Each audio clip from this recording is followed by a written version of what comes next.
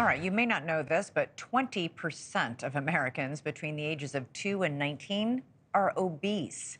Childhood obesity affects more than 14 million young Americans, and drug makers are now tackling that crisis by looking into whether popular weight loss treatments like Ozempic can be used on kids. For example, Eli Lilly is reportedly testing Mounjaro, a drug for diabetes, on patients as young as 6.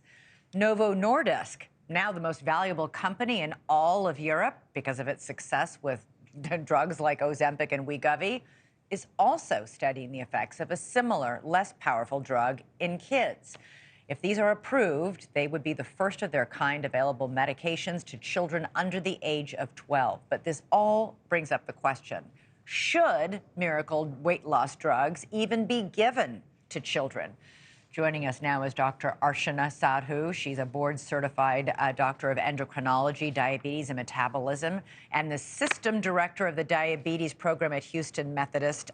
Good to have you here. Is this safe to give these drugs to kids? Well, all drugs have side effects. We know that, and we know very well what these side effects are in adults. And I think these trials will really highlight how safe these drugs may or may not be in children. We really worry about children because of their developing bodies. And unfortunately, most of these studies are shorter term. And in children, we need long-term studies to really be proven to be safe as well as efficacious.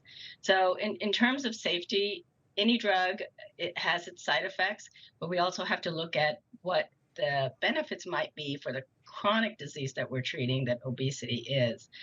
These young children, if untreated and do not lose weight, whether by lifestyle and exercise or if needed drug therapy, will go on to have multiple lifelong complications.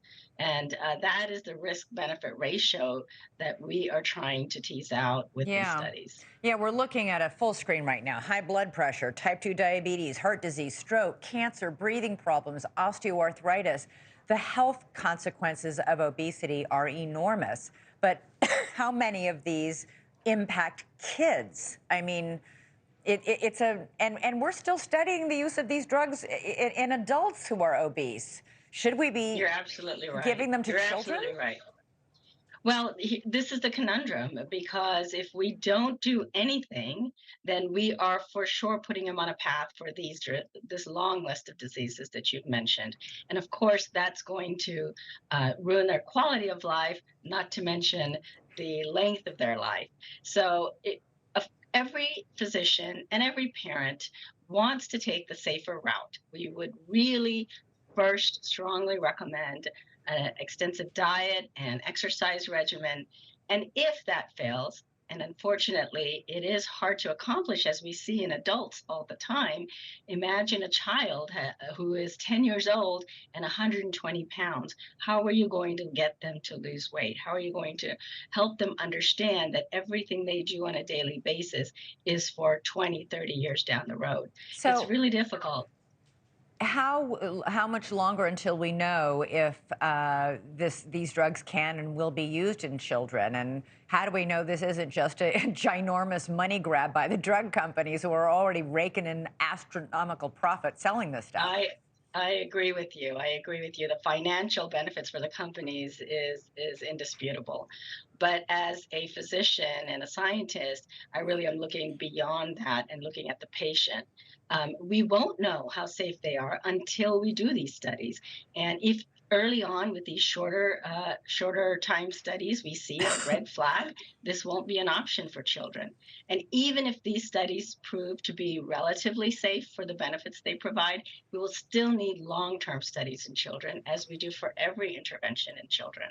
Yeah, and by the way, this isn't cheap. I mean, I just interviewed last week a woman who's suing her insurance company because they won't cover Ozempic, even though she has had a dramatic improvement in her life and in her health as a result of taking this drug for weight loss. You're absolutely right. The costs are prohibitive for adults, and I can't imagine insurance companies jumping up to cover them for children right away. I think these studies are important to understand scientifically and medically what we're dealing with, and then definitely policy changes and access to these drugs will have to be addressed. right off the bat, Wegovy was approved last year for 12 years and older, but I don't think we've had much uptake on that because one, the drug is so expensive, and two, there's been a shortage in this period of time after approval. So we really don't know how much adoption there will be for these drugs, even if they are proven to be safe, even if the FDA approves them, because I mean, quite frankly, who wants to give a child injections for years and years and years? This could be hundreds to thousands of injections, Yeah. depending on which drug and for how long. And Yeah. we know these drugs are needed lifelong. Right. So, That's the thing. You can't just, it's not a one and done or 6 months and you're finished. You have to take this yes. for the rest of your life. And when you're talking about a 6-year-old child, that's decades. No wonder the drug companies are hoping to hook customers then. Well, that will definitely have to be addressed. But on the flip side, I see We got to 30 year go. olds. Dr. Sadhu, I'm sorry, we got to go. We're out of time. Thank you for joining us. Thanks so much for watching. Go to joinnn.com to find NewsNation on your television provider. And don't forget to click the red subscribe button below to get more of NewsNation's fact-driven, unbiased coverage.